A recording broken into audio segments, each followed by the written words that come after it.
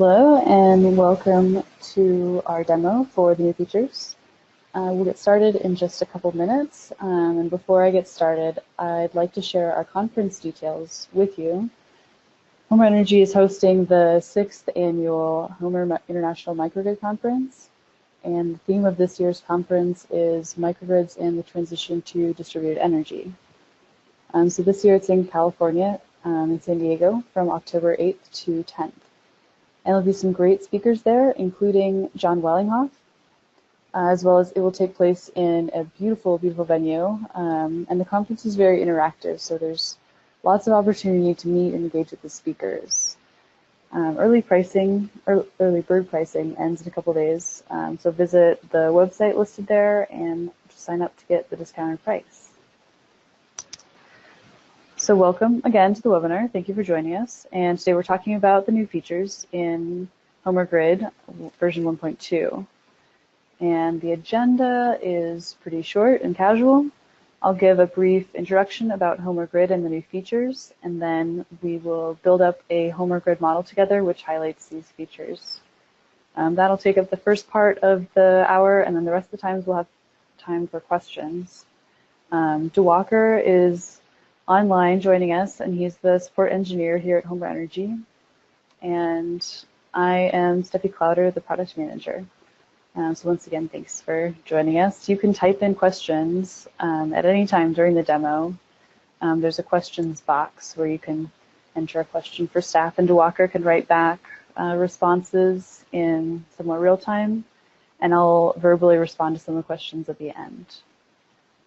So most of you know what HOMER Grid is, but in case you don't, here's a quick explanation.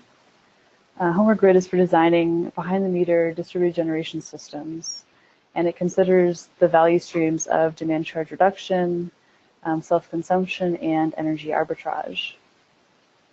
And the point of HOMER Grid is to find the most economic system design which balances the energy supply and the energy demand sides.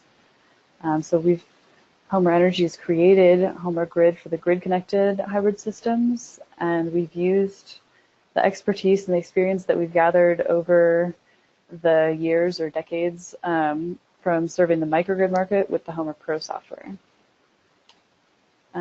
So the version I'm going over today is available to you. It's in beta right now, and you can get to it by going to users.homerenergy.com and logging into your account, and then go to download and purchase HOMER Grid, and then find the beta version of that. So let's see what is new and exciting about version 1.2.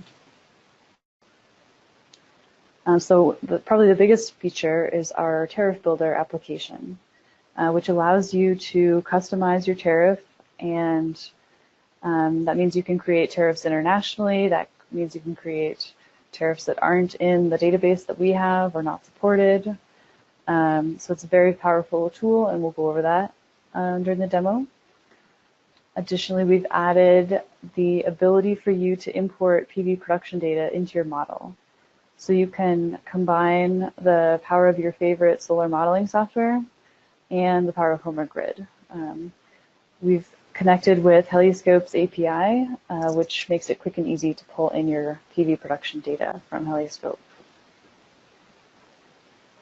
You can now model wind as an additional electricity source in HOMER Grid, and we've included the ability to model extended but infrequent outages and non-critical loads so that you can consider the value stream of resilience to your hybrid system. And finally, the development team has made some really big steps in improving the performance of the software, which means you can model your system more quickly and use a more iterative modeling approach as you use HOMER Grid. So with that, let's look at what these features look like in the HOMER Grid context.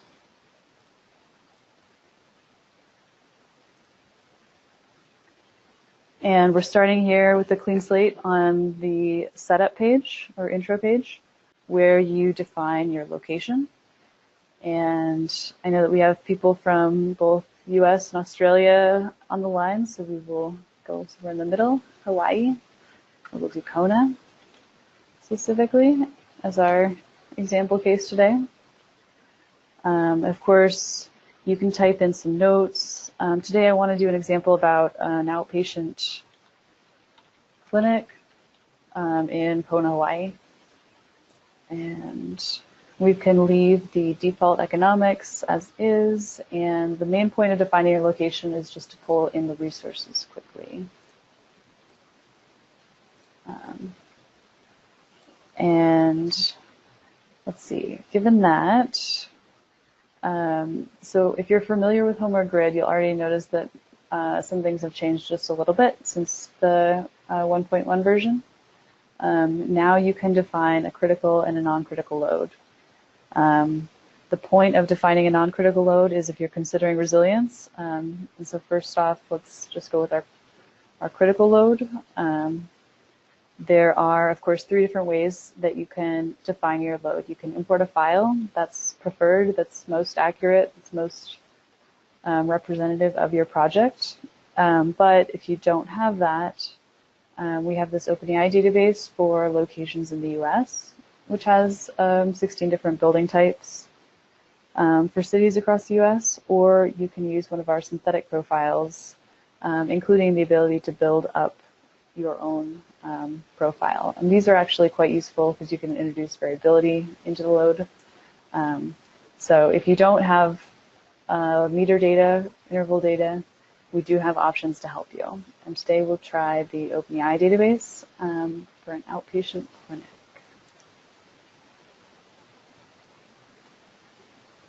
So this is the data that we've pulled in for the load, and it's popped up in my schematic here. That's the electricity demand side of the equation. And to serve that demand, we will consider adding a utility tariff. So there's the option to use the tariff database, and based on my location, it populated that zip code there. We have the tariff database covers Mexico, Canada, the US. And so if you're outside North America, you will need to build up your own tariff. And in our example today, that's exactly what I want to do. So say that I'm on a negotiated tariff with the Hawaii Electricity Company.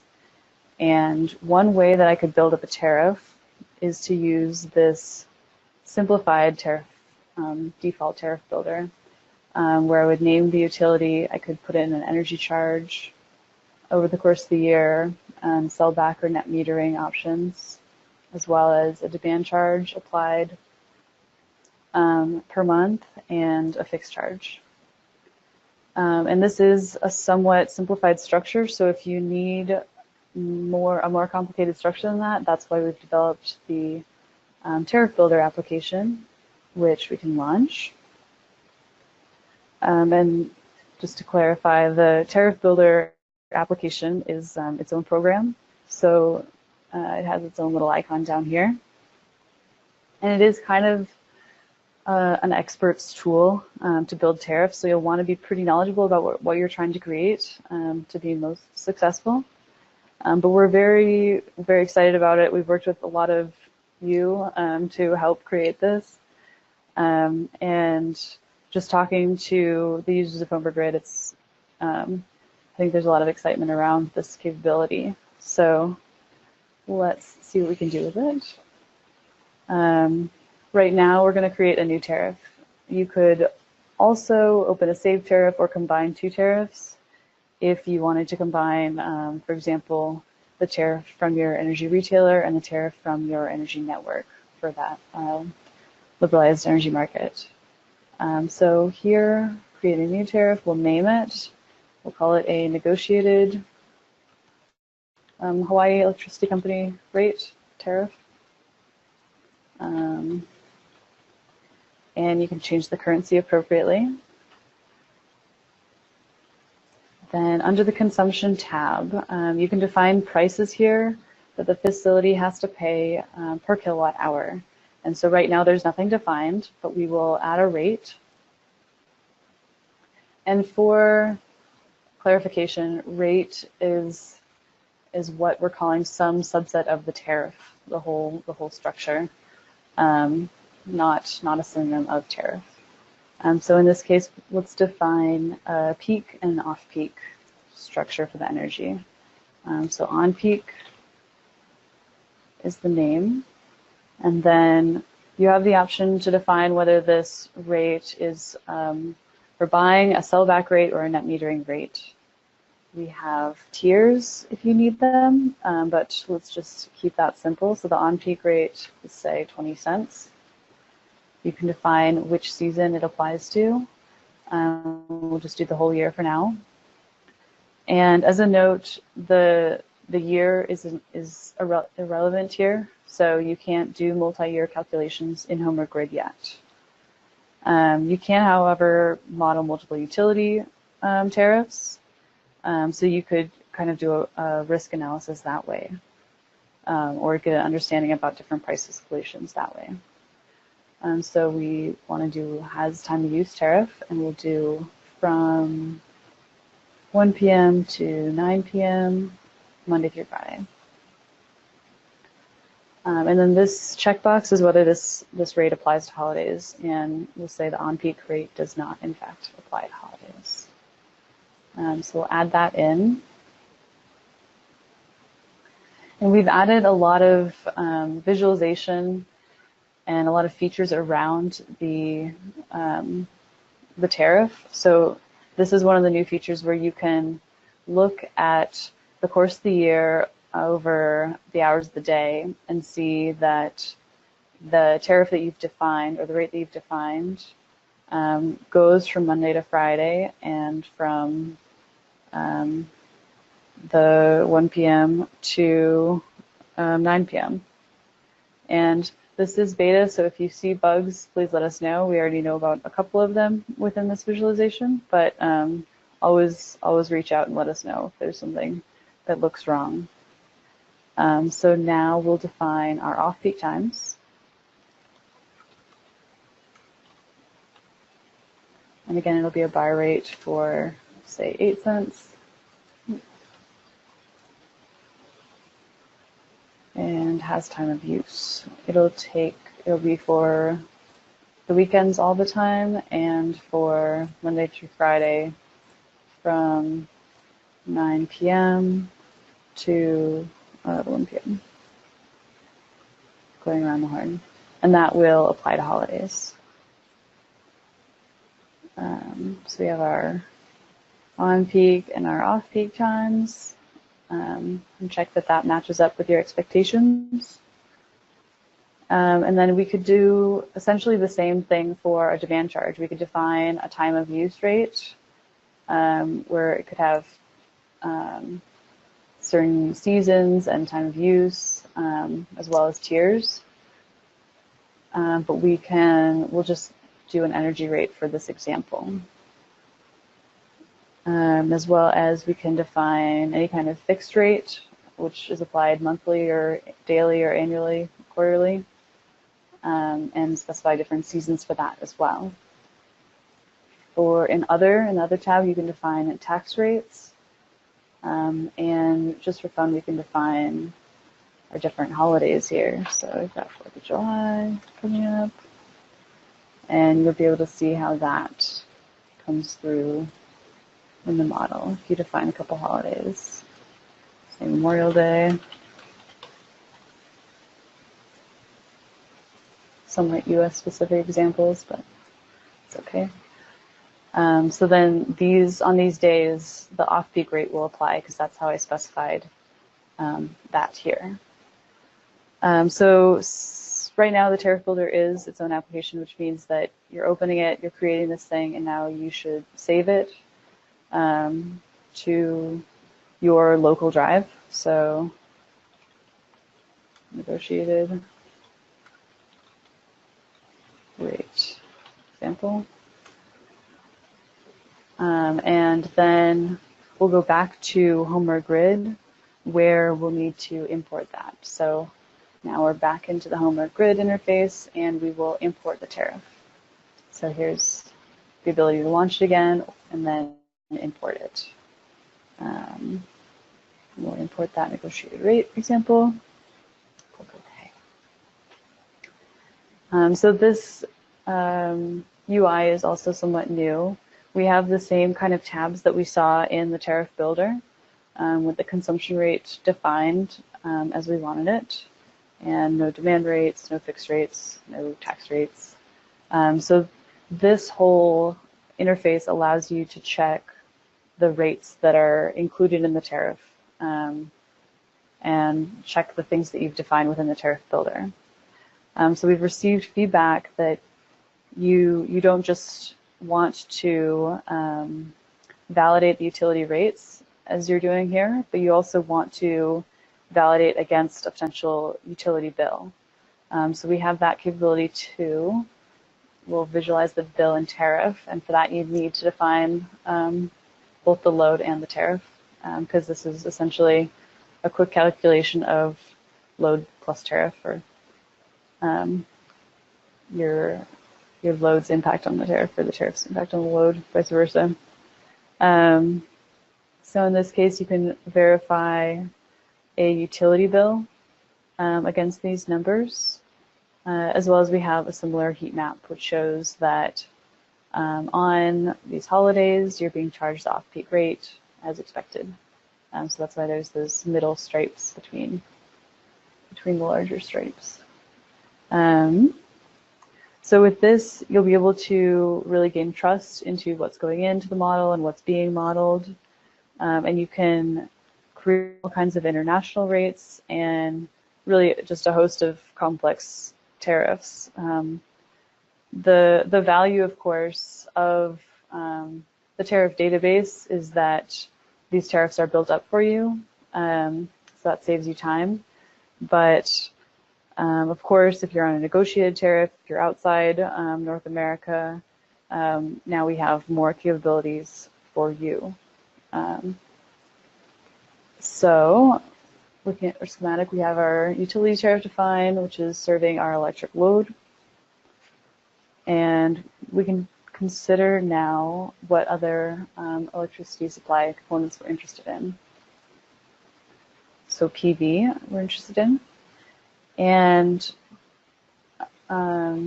you can select from HOMER's library of components, and HOMER Grid can make a PV production calculation for you, or if you have a different software that you prefer for whatever reason, we're helping you incorporate that workflow into HOMER Grid.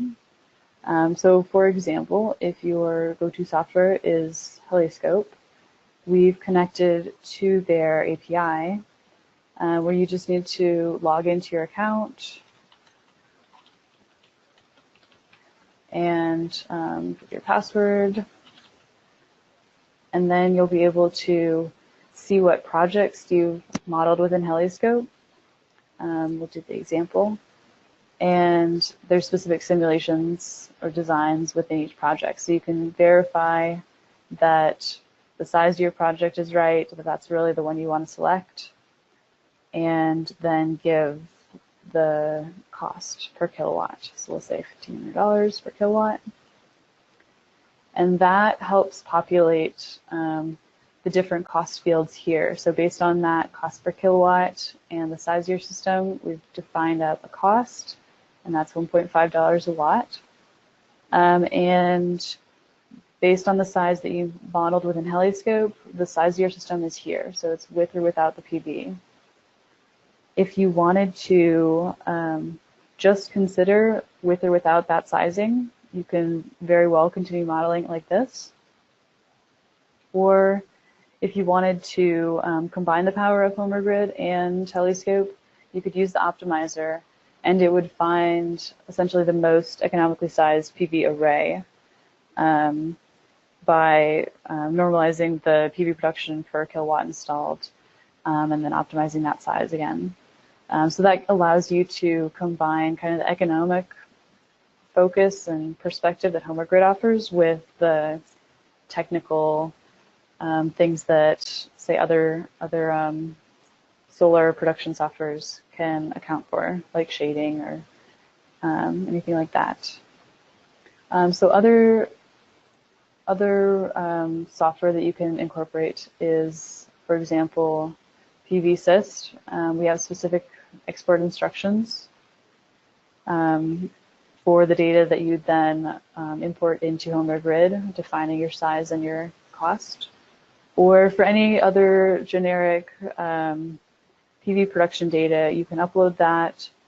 It just needs to be in one of the recognized file formats. We have several different file formats that are recognized. And similarly, define the size and the cost of the array. Or if you have a CSV from HelioScope that's exported, just check this box so that it knows to look for the HelioScope format. So we'll leave the HelioScope example that we defined here into our system. And we'll add some storage. So we'll just do the 1 kilowatt-hour lead acid in this case.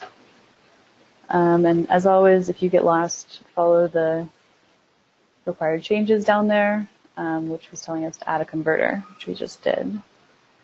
So with that, there's no more red required changes, and we are ready to calculate. And keep in mind that we did have some very dramatic performance improvements, so the calculation goes really quickly in comparison to the previous version of HOMER Grid. So these are the results that we're getting, categorized by system architecture type and technology. And it's saying that the lowest cost system is PV plus utility grid, and second lowest is the fully hybrid system. So what if you wanted to go back and consider the value of resilience, which was another major feature that we added? We can go back to design and consider that there's going to be some very severe outages which don't hit every year but occur, say, every 10 years. And it takes down the utility for 10 days. And you can define when that is going to be modeled to hit. So do midsummer. And for resilience, you'll need to add a generator to the model, which is large enough to serve the critical load. So we'll do just the auto size generator. And we've implemented resilience in this way because if you're interested in resilience in a very serious way, you're likely to consider generators. And it makes it very clear about feasible versus infeasible system, because the state of charge of the battery at the time of the outage is irrelevant, because you always have the generator as a backup generator. So in this case, we'll go back to the resilience page. The generator can operate either whenever it's economic or only during the outage. We'll say whenever it's economic, if we're going to have it. And then during the outage, we've defined that the whole load must be served. But if we wanted to say, actually, we have a critical and a non-critical component of this load, we could define our non-critical load. And one way would be if you have two different load profiles, you can upload them separately. Or you could define, say, a kind of constant load profile as the critical load, and then a more varied load profile as the non-critical load. In our case, I'm just going to do maybe more simplistic. I'm going to do 30% of this load is critical and 70% is non-critical. So I will scale this back to the 70% since we're at the non-critical load. So scaling that to 70% and scaling this critical load to 30%. And then the critical load is what will be served during that outage. So we'll refresh that. And This one will take a little bit to run because essentially I'm running with and without an outage for every simulation because the outage doesn't occur every year, so it needs to run with and without it. But I have the file set up, if you'd like to look at that. And it was just what I defined, the critical load, the non-critical load being served by the auto size generator, the HelioScope PV, and the storage. And the results of that were with no outage, you can see the results here below, or given the 10-day outage, you can see the results here below. So in the outage case, you're going to always need a generator. In the no outage case, you won't always need a generator. That's why there's more systems listed there. And obviously we have some new visualizations in the results to help you understand what's going on with resilience. But I believe that covers the majority of the new features here. So we went over the Tariff builder. We saw what the HelioScope API looks like. We do have the ability to model with wind. I'll show you. Where you can define your turbine, or we have a complete catalog with hundreds of wind turbines, and add that to your model. So that's another new feature as well. And with that, I think we will wrap things up and just do a quick summary. So the Tariff builder is very important, very excited about it. I touched on the capabilities today. It is important because you can build up that complex tariff structure, and you can model utility tariffs from around the world. It's obviously a very important part of the model. The better your tariff represents reality, the more accurate your modeling can be. And I think you'll want to use the Tariff builder if you are modeling outside of the US, Canada, or Mexico. Or if your tariffs are not listed in the Genability database, or we only support a subset, though 90% of the Genability database. But if your tariff is one of those, you might want to use a Tariff builder application. Or if the tariff that you're looking to build is more complex than what I showed you before with the default Tariff builder inside HOMER Grid's UI. And here's a quick summary of all the complexity that you can build into your tariff structure as of 1.2. You can build up summer versus winter rates, and you can build up different times of use, as we saw, with different days of the week. You can create tiered energy or demand pricing schemes. You can define your holiday rates, and the Tariff builder can help you define the fixed charges and different tax rates, as well as much more complex certain ratchet. You can define ratcheted rates. And we heard from our Australian users that seasonal ratchets were relevant, so we've added that, a special wizard around that to help with that complexity, as well as contracted capacity demand. This is, again, should be helpful to our Australian users, as well as the ability to define demand charges in units of kVA or kVAR, as opposed to just kilowatts. HOMER Grid, if you define such a rate, HOMER Grid will then prompt you to define a power factor for the whole year. So that's how that will work. And finally, we've added the ability to import real-time pricing schemes, which can help you if you're considering buying or selling into a spot market or anything else with real-time pricing.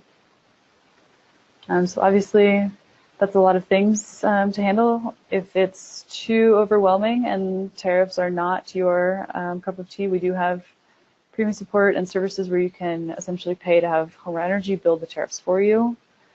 but you obviously have the capabilities at your hand as well. And we saw in today's demo, saw the HelioScope API, so that you can use your favorite solar modeling tool within HOMER Grid. Resilience, if you want to consider extended infrequent outages, and wind. And of course, go get the beta version. It's at users.homerenergy.com. And now I think we have time for questions.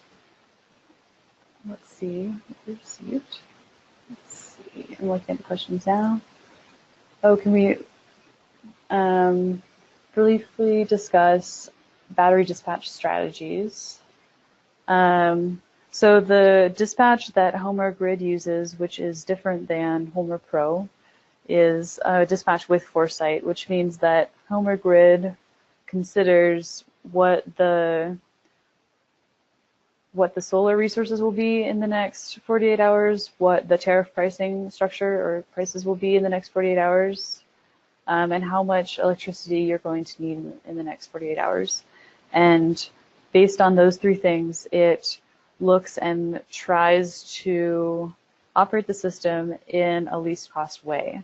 So it, if it's deciding whether to turn on the generator or off the generator, it can look at whether using the battery could tide you over until an excess PV time, and that gives you the ability to keep the generator off. And I have more information about how the dispatch works. If you're interested, I can share that information with you in the form of a little Word document. But essentially, this is a very differentiating feature about HOMER Grid versus HOMER Pro, is this dispatch strategy. HOMER Grid does more intelligent things with grid-connected batteries than HOMER Pro.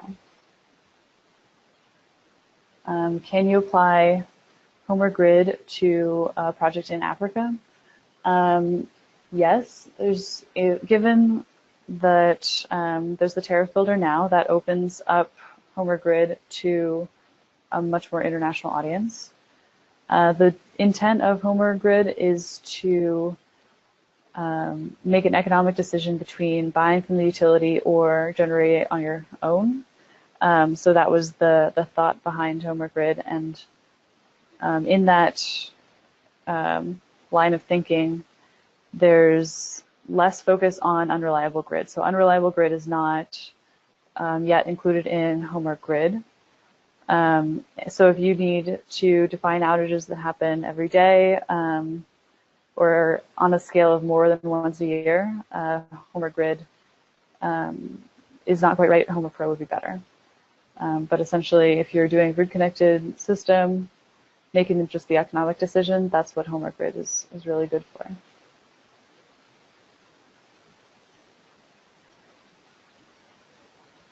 What kind of energy storage systems do we support in the new version? It's actually the same as the previous version. The energy systems that we have various different chemistries. And there's this complete catalog where you can see the different chemistries and the different models that are used. We have multiple different battery storage models that are listed here. So under model, you'll see we have the kinetic model, we have the idealized model, we have the advanced storage model, and different chemistries of batteries are more compatible to be modeled in these different models. And our most complicated model is the advanced storage model. So I'd encourage you to check that out and use, that really employs all of HOMER Grid's battery expertise, is the advanced storage model.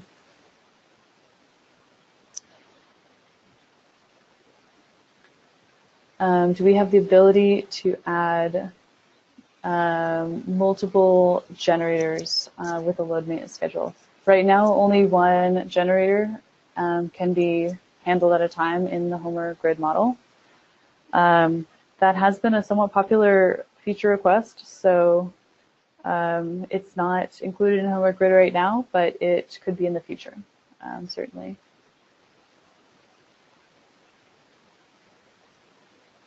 And as far as the ability to include kind of custom generation, right now the custom generation, we've included that for PV, and we don't explicitly have a custom component as you do in HOMER Pro for example, microhydro or small geothermal. HOMER Grid has a more limited set of components than HOMER Pro, and it's because it has a more focused application. HOMER Pro has all kinds of different microhydro and hydrogen and biomass, and for HOMER Grid the application is really much narrower, focused to the behind-the-meter modeling with a real focus on solar plus storage plus CHP and generators. HOMER Grid can consider battery replacement costs and other replacement costs. HOMER Grid and Pro are both very, very strong economic models, and they include economies of scale. So in this case, here's our battery that we've defined. We have a capital cost associated with it, the quantity is there, and the replacement cost as well as O&M. And the point of this cost table here is to define economies of scale, so you can get really great insight into the trade-offs. And if you build a slightly larger system, maybe you'll get a lower price per kilowatt hour or per kilowatt, and that's what you can do with these cost tables, is build in that nuance. So that's why HOMER products are both really great at that economic trade-off analysis. We have a question about, do you need to download the new software or how does it update? So you do need to go to the user site and download the new version. Your same license will apply, so if you're on a trial license, you can certainly download the newest version, and the same trial license will open the newest version essentially. So you do need to reinstall the program. And right now we have a question about whether we plan to have additional natural gas tariff structures that are as complex as the electrical structures. Right now we have, go to our generator to look at this, we have a fuel price, and you can define a different sensitivity around this. So we don't have anything more complicated than the sensitivity analysis, but you can define the case where there's $1.50 a liter or $2 a liter, and you can get risk analysis indirectly through the sensitivity analyses. But that's the complexity of the fuel pricing that we have. We have a question about the library for HOMER Grid, and right now there's not a library in HOMER Grid, but we are considering that in the near future. Right now there is a workaround in which you can define a component in HOMER Grid, or in, sorry, HOMER Pro, and it will actually appear in HOMER Grid, which you can use. Let's see. But that comes with its own risks. So here, these bolded ones are what I've defined in HOMER Pro, and I could use them in HOMER Grid. We are working on adding in the capability for library, but we've been very, very focused on all the new features for HOMER 1.2, HOMER Grid 1.2, and so we're still working out the 1.3 features. So stay tuned for information about the library coming soon. Along those lines, we've gotten the feature request about limiting grid imports. you have the ability to limit grid exports here. We call that a grid sale limit. You can do a sensitivity on that as well. So you can say, I don't want energy to be sold back to the grid, just define a 0 there, or you can define several different numbers for that sale capacity. We don't yet have the ability to limit grid imports, but that's another pretty popular feature request that we've had so far. We have a question about posting the recording of the webinar. Yes, we will. We are recording, and we'll have the recording available in soon. Approximately a week is generally what we do, and we will share that with the attendee list. So don't worry about that. For PV sizing, we have a question about how to select an inverter and the AC to DC ratio. Right now, HOMER does PV in this way. We essentially have the PV module or a PV module plus inverter, which you can define here. So we'll choose our generic flat plate PV here. And you can see that it is AC connected right now. So that means that it's attached to the AC bus over in our schematic. And if we wanted to define an explicit inverter, we could define that here. We don't have, essentially the easiest way to do it is just consider AC connected PV and not explicitly model the inverter, because you can easily get into trouble when you're trying to size them both together. So the best thing to do would just be to do your pre-feasibility analysis with AC connected PV and price that into your PV module. But here's the advanced inputs for PV. So you can model your inverter and that cost, including a cost table. You can size that inverter as well as set up an efficiency table. And you can consider a defined slope or azimuth, as well as different tracking systems and temperature effects. This is defined by the module that you choose. So all that's within the advanced button under the PV page. All right, we had a question about the timed planning of 1.3, and that is not set in stone yet, but I will keep you updated. Yeah, especially if you have feedback about what absolutely necessary features you have. So feel free to email me any questions that you have or any feedback that you have about 1.2. And of course, let us know if you find any bugs with our beta. We're planning to have this out of beta July 10th. So that is, yeah, I think that wraps up what we have today.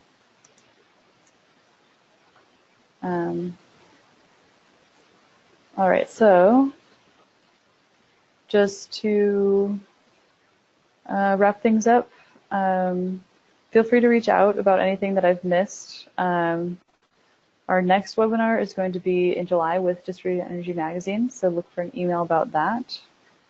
And again, our conference is in San Diego on October 8th, and early bird pricing ends soon, so feel free to sign up on the website.